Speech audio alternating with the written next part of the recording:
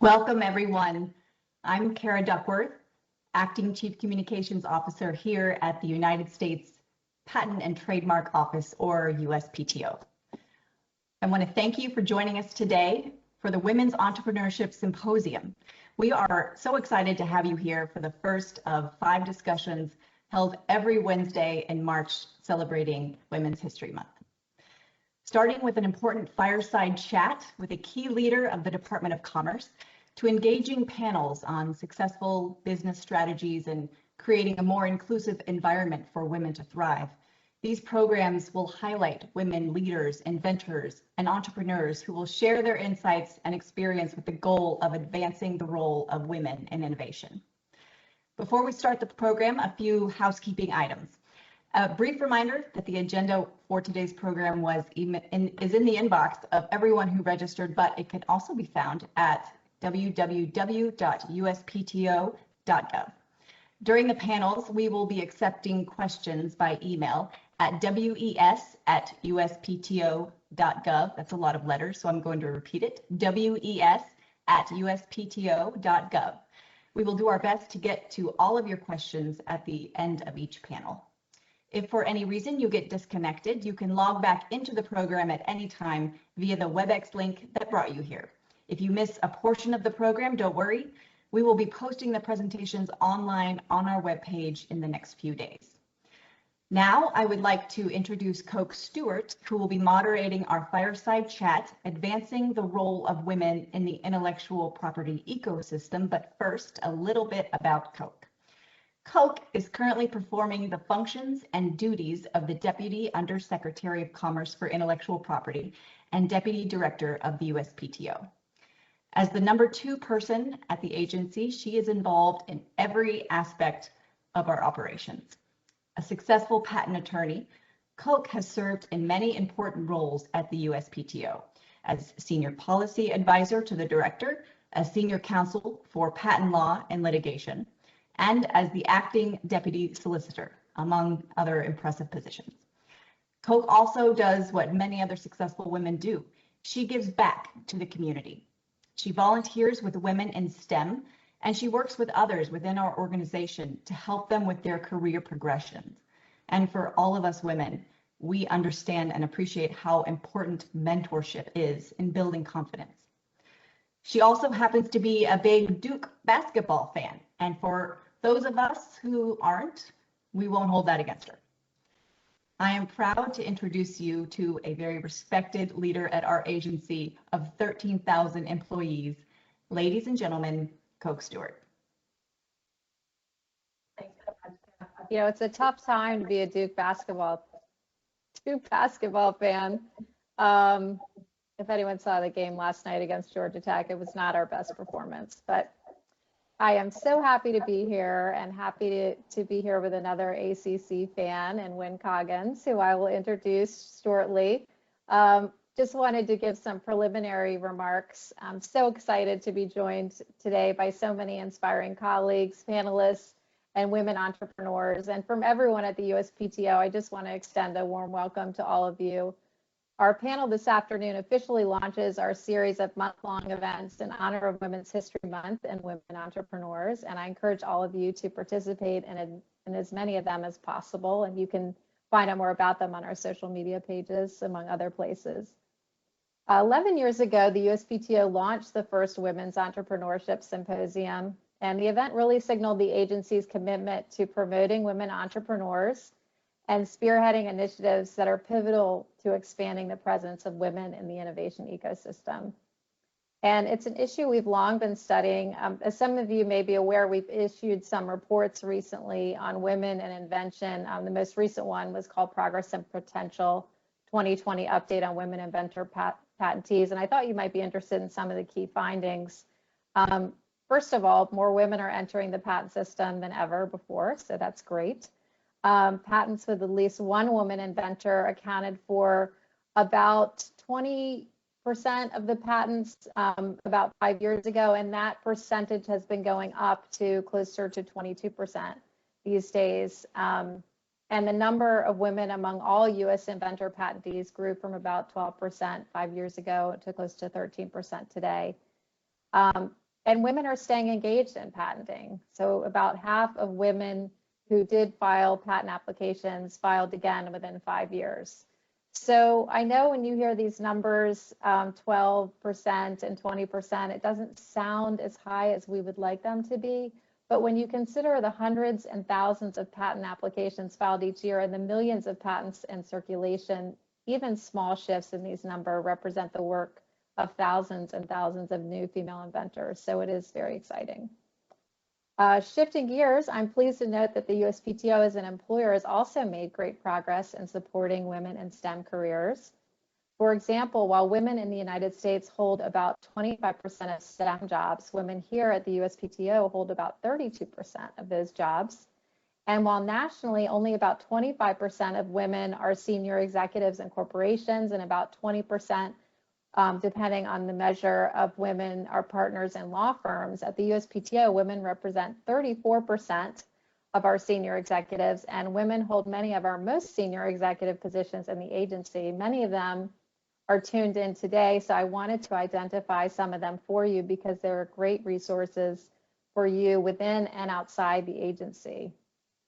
So some of them are Dee Dee Zecker, our Acting Chief of Staff, Mary Cartharis, our Chief Policy Officer, Karen Ferreter, our Deputy Chief Policy Officer, Valencia Martin Wallace and Robin Evans, Deputy Commissioners, Kim Alton, our Deputy Director of Government Affairs, Jackie Bonilla, our Deputy Chief Judge at the PTAB, Debbie Stevens, our Chief Information Officer, Ann Mendez, our Deputy Chief Administrative Officer, Amy Cotton, our Acting Deputy Commissioner for Trademark Examination Policy, and someone you just met, our new Corporate Communications Officer, Kara Duckworth.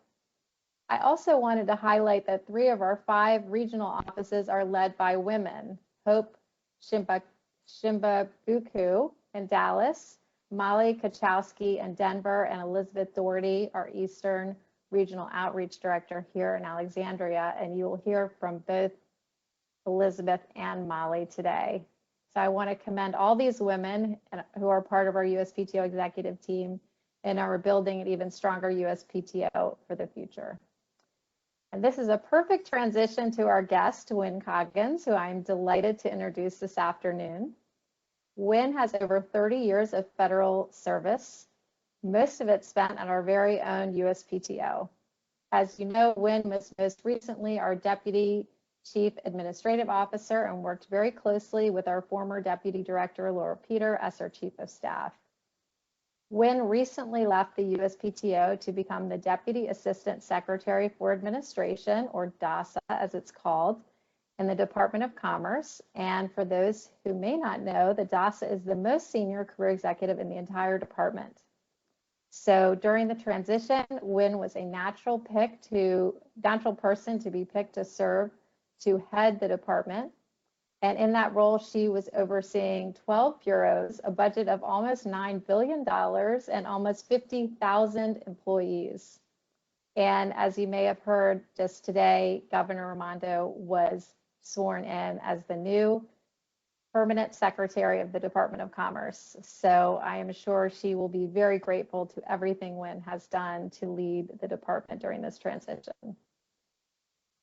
Wynn is an accomplished executive and administrator, and based on my observation, she's also a devoted mother, an interior designer, a landscape architect, and has many other skills, which is just a testament to her versatility and her numerous strengths, both in and outside the workplace. So simply said, Wynn is a superstar. She's the perfect person to kick off today's event. So Wynn, thank you for joining us today. I hope you're ready for some tough questions. Everyone wants to get some advice from you today. Glad that we're able to connect. Hi, everybody. So today is a pretty exciting day over at the department, Wynn. It is. It's very exciting. And you mentioned that, yes, Governor Raimondo is now the Secretary of Commerce. I actually had the great honor of swearing her in just now. So just wow. Incredible, just really incredible. I felt very honored to have that opportunity, and she is simply amazing. Everyone on this call is going to really enjoy getting to know her and seeing her in action. She's fantastic. Yes, her biography is incredible. I encourage everyone to look her up, and it'll blow you right out of your chair when you read about her. And we're so excited to have her and to have another strong female leader as the head of the department. Absolutely. Absolutely. So let's jump right in. So one of the things I wanted to ask you about is when you were at the USPTO, you were looking for ways to expand the participation of women in leadership roles, and you co-founded the USPTO's network of executive women. So I wanted to ask you a little bit about that, why you established it, and what, if anything, you learned about pulling this group together. Sure. No, I'd love to talk about that. So this was in 2015. And Coke, as you know, and I think many on this call know, we were celebrating a very historic event. Michelle Lee had just become the first woman to be confirmed as the USPTO's director and undersecretary for intellectual property. So that was huge. And I remember sitting in a senior management meeting shortly thereafter, and I kind of looked around and I realized, to your earlier point, just how many women that we at the USPTO had in leadership roles that were represented right there in that meeting around the table. And I left that meeting, got involved in something else, but went back later, and I did a little digging, and I found that at the time, looking at the data, that again, to your earlier point, women represented over 30% of our senior executives. And even though 30% may not seem like a very high number, as we did kind of more investigation, we realized just how far ahead we were, even at that 30% number, when you compare that to other industries, especially the technical industries and the law firms. So I think, that was a lightning strike where we realized just how much the USPTO truly was blazing a trail for women in executive leadership positions. So I had a very good friend at the time, and I still do, and admittedly, she was my partner in crime on a lot of things, and I think a lot of you on this call know her well. It was Sarah Harris. She was the then general counsel, and Sarah and I were having lunch one day, and I said, hey, we need to celebrate this somehow. What do you think? What should we do? And Sarah, being Sarah, naturally said, let's have a party. Which was a great idea because I knew that she was thinking about the value of networking, which is truly, it's a great tool to be able to use in these kinds of situations. But the more I thought about it, the more I realized the importance of doing something formal and building something that potentially could have a lasting impact. And I also knew that a lot of us, and I think a lot of us on this call still, in these executive jobs, we just don't have natural networks sometimes at these levels. And I knew that we needed a place to kind of come together, to share stories, to connect, to get some informal advice on things we were dealing with. And I also knew that we could do a better job bringing up those behind us and being mentors. So I said, hey, a party is a great idea, but what do you think about starting an affinity group? And that's what we did. And we also actually then had a party to kick it off, so we were able to do both. And I have to say, we worked with Bismarck Myrick and his group, and they were phenomenal in helping us sort of navigate the hoops we had to jump through to get the group started.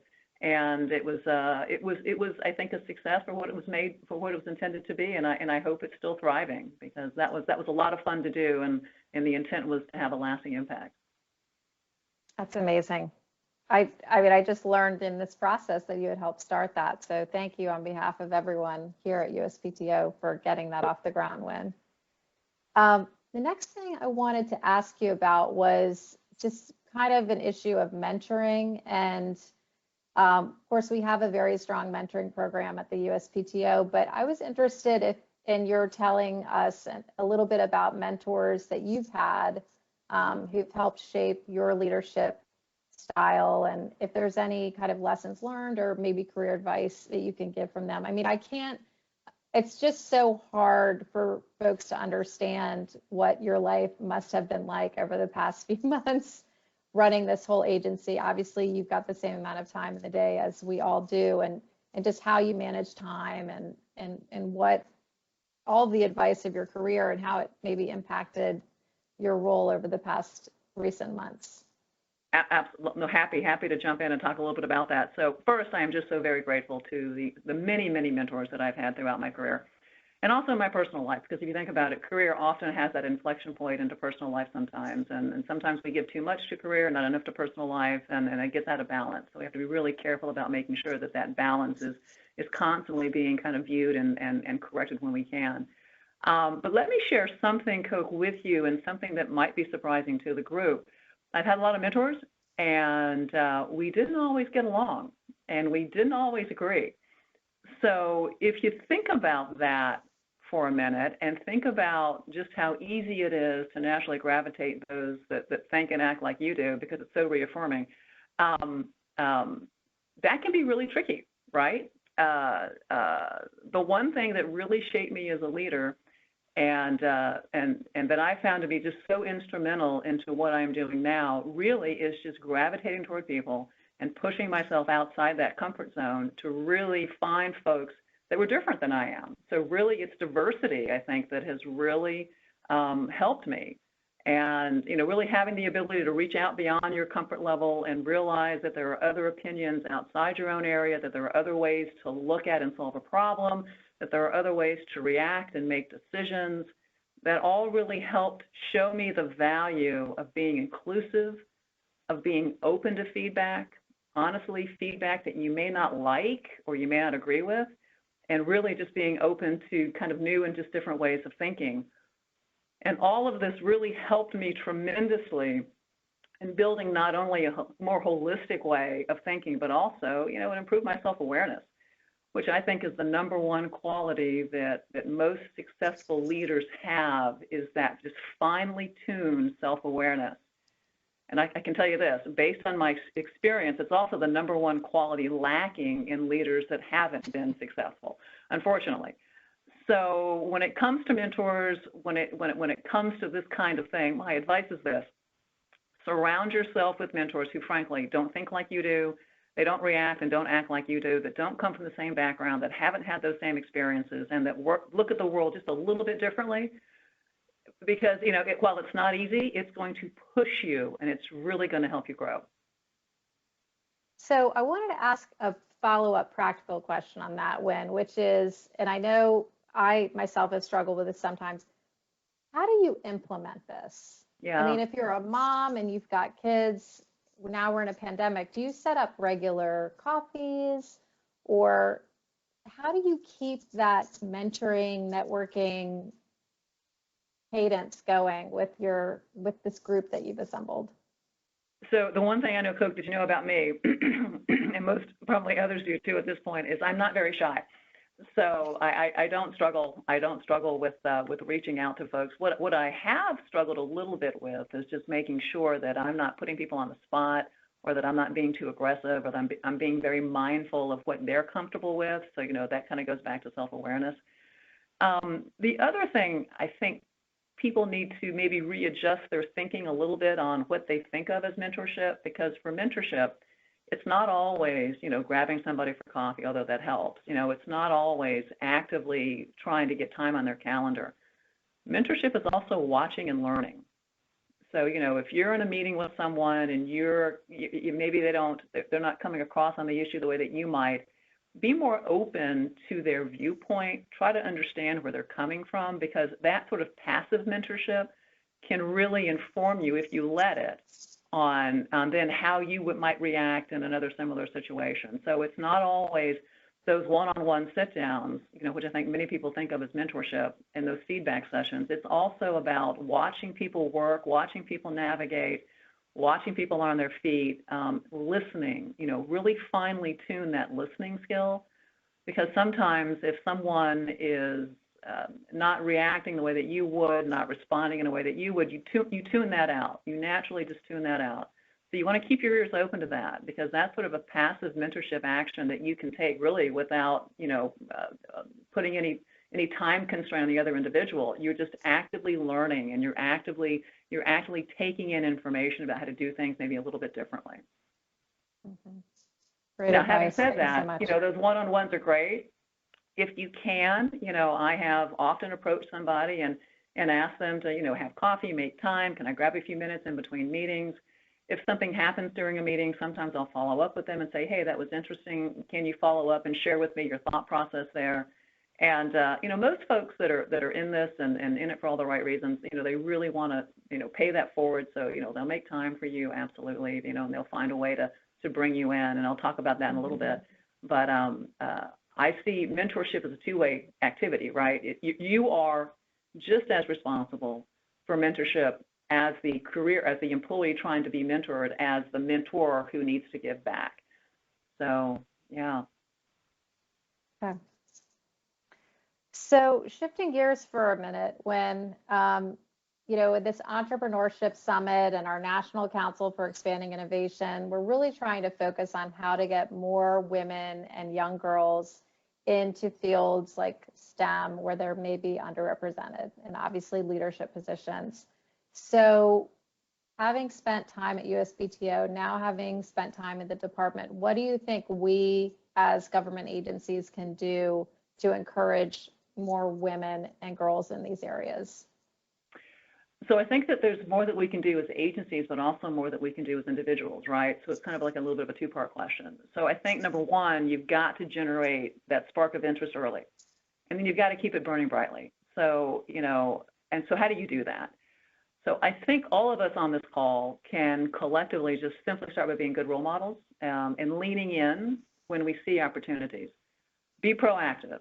I would say individually, we need to do a better job developing and encouraging those that are coming up behind us. That goes to that lifting each other up, to pushing people forward, kind of that servant leadership sort of thing. Take an active interest, offer to be a mentor if you see someone that could use a little help, create career details if you have that ability to do that. But I think fundamentally, it's just taking the time to spend it with others and just trying to help them. I would say that, open yourself up and invite others in. That can be a little daunting sometimes. And while it might seem simple, and I've found this particularly in the past, 2 months or so, the busier we get, simply the harder it is to make the time. That's just you just run out of time in the day. That is my biggest challenge right now, just, finding the time to meet regularly with my employees and then anyone else that might reach out and connect. But it's just so important, and many of us truly don't recognize just how much of a positive influence we can have if we just simply make the time. I think as an organization, if you can and have the opportunity, reach out, work with schools, work with educational institutions.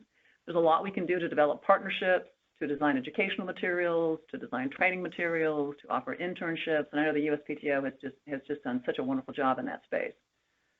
So in my mind, it really starts with early engagement, right, to generate that interest, and then the constant care and feeding to grow and develop that interest, which would hopefully lead to increased numbers of women and girls getting into these underrepresented areas. Yeah, and I know a great thing that we see in government too, Wynn, is just that we can put on programs like this and they're free. It's part of our mission. And I've attended so many great programs on women, entrepreneurship and leadership, but a lot of them are very expensive. They are. And I just think it's great that we're in a position to put on these, and, in a virtual environment, we can have so many people come in and watch and listen. So another thing I wanted to ask you turns back a little bit to your background, Wynn. You've had over 30 years in federal government. You've had oversight for human resources, information technology, talent acquisition. What advice can you give to women entrepreneurs in the audience today about federal resources available to them? And what have you learned that would be informative and valuable for them as women entrepreneurs? Well, Cook, first, I want to thank you so very much for reminding me of just how old I am. So thank you for that. Well, because you started when you were 18. Right? That's exactly right. Yeah, child prodigy, absolutely. So let me start by separating out the federal resources sort of part of the equation from the what I have learned part of the equation, because I think that the what I have learned part might be just a little more valuable for this audience, but certainly I'll just dive in on the federal resources part. So my advice when it comes to understanding our federal resources is to first understand truly how government works, because that's important. You need to understand the rules, the laws, and the regulations around innovation. Whether that innovation is a new product or a new business idea, you need to first really understand the constraints so that you can understand the opportunities, right? And getting a patent is a great example. It's a complicated process, but if you do your homework and you understand the process, it really makes it so much easier. So I think second, as an entrepreneur, you really need to understand the space that you're working in. Not only do you need to be the subject matter expert on whatever it is that you're innovating, but you also need to understand your competition, and you need to know that entrepreneurial community. And that's, I think, where the federal resources come in. There are just so many wonderful federal small business resources that are available through grant programs, through training, through counseling and coaching, through loans that are geared toward giving entrepreneurs a boost. There's so much out there, but you need to know where to find them, and that can be a little bit tricky. So certainly the Department of Commerce is a great resource. The Small Business Administration is a great resource. The U.S. Chamber of Commerce. Those are all just examples of organizations that have these federal programs available to entrepreneurs, but you need to know how to get there. So my advice is, is first to do your homework and to network. It's very, very important. Find folks that have been there before you have been. Find out what worked for them and what didn't work for them. You got to put yourself out there.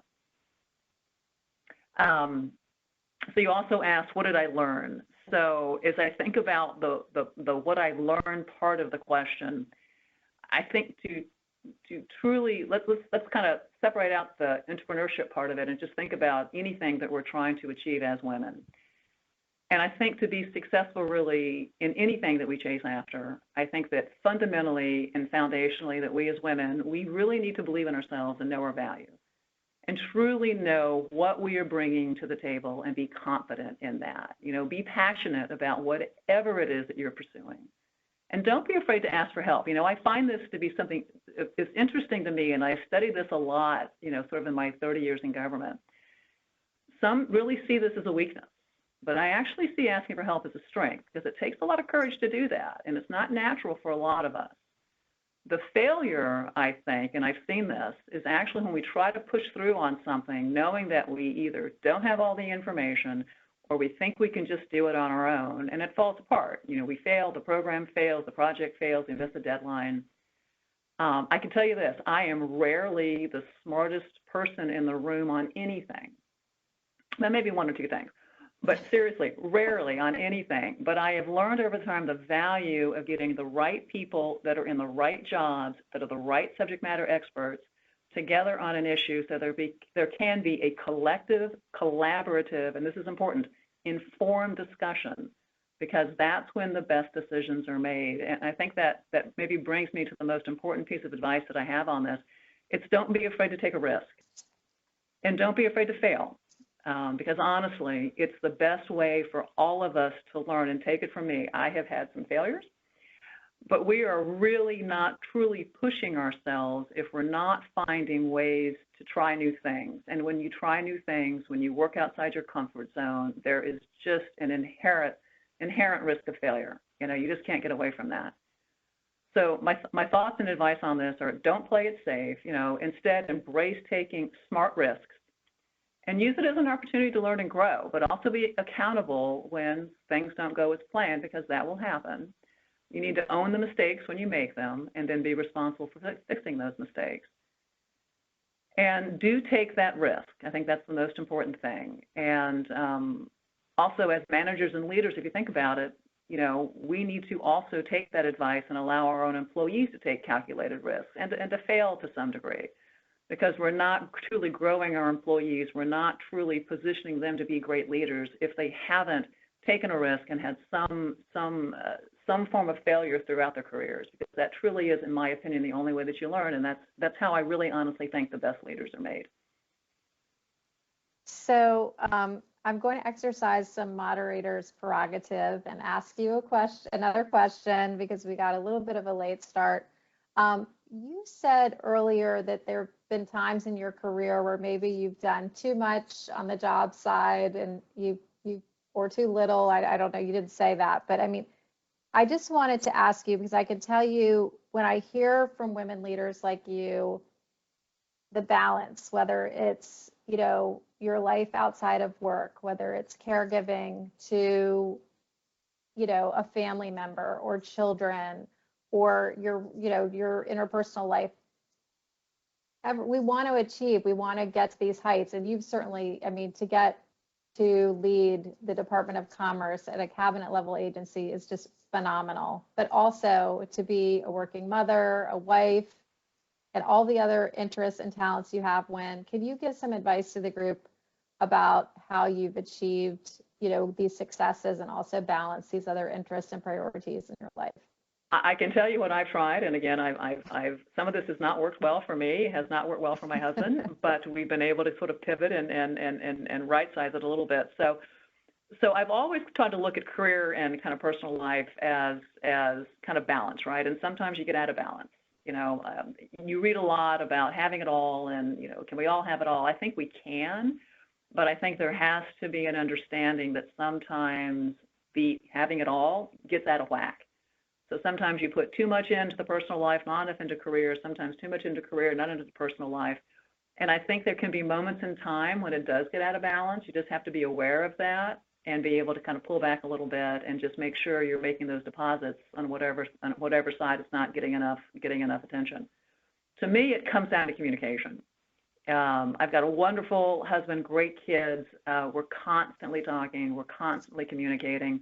Do we get upset? Do we get mad? Do I miss volleyball games? Sometimes, yeah. But I think, we all understand what we're trying to do, and often I ask for help. So that comes back to the asking for help. I got a great network, friends, parents, my kids, my husband, they're all my network. And then obviously all of my wonderful colleagues at the department.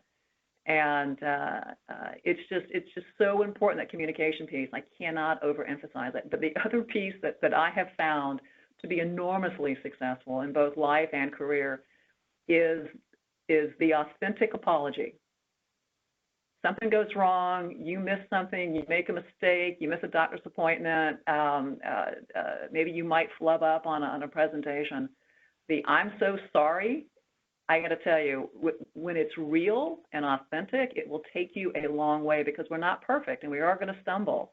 And the key is just being able to pivot from that, pick yourself up, ask for help, dust yourself off, and keep on going. I don't like looking in the rearview mirror, because things happen. I try not to dwell on that. I try to learn from it and keep moving forward. And I think that's important too, especially at home, because things do go wrong sometimes. And I think it's great to admit mistakes, own accountability, but don't dwell on maybe what happened and didn't go right. I'm a glasses half full person, so I try to dwell on how can I improve for the future? How can I make that better the next time? How can I avoid that not happening the next time? And just, celebrating little things, with your spouse, with your partner, with your kids, so that when you are there, you're present. And just being present and not distracted is so important. So if I've got some family time, family moments at home, I'm trying to put away the phone, I'm trying to be there, I'm trying to be present. Sometimes I go from a crazy day when I've been at it since 7 o'clock in the morning until about 6:30, 7 o'clock at night, and then I find myself sitting at the kitchen table with my son doing 8th grade science. And trying to remember cell structure and biology, but he needs me, so I need to be present in that moment. And while I'm madly Googling, what do these things mean and how can I help him learn? And then sometimes the day doesn't end until about 11:30, 12 o'clock. But I had to be there, had to be present, had to be there for him. But I also had to get done what I needed to get done during that day too. So the being present part, when you're checked in, try not to check out. It's hard to do sometimes. Just a couple of personal thoughts.